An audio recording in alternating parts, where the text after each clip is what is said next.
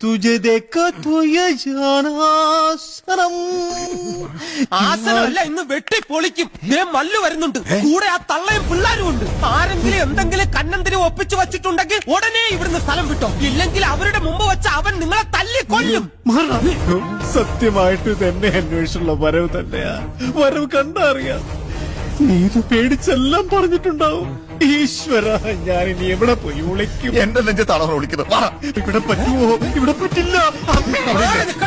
അയ്യോ, എവിടെയെങ്കിലും പോയി വിളിക്കണം. പ്രണാമം മാതാജി. ഹാ ബേട്ട, അവനെവിടെ? അവനിവിടെ ഇല്ലെന്നാണ് എന്റെ ഒരു നിഗമനം. നിങ്ങൾ കാര്യങ്ങളെല്ലാം അറിഞ്ഞ സ്ഥിതിക്ക് അങ്ങനെ തന്നെ അനുമാനിക്കാം, അല്ലേ? അല്ലേ? അല്ലാം.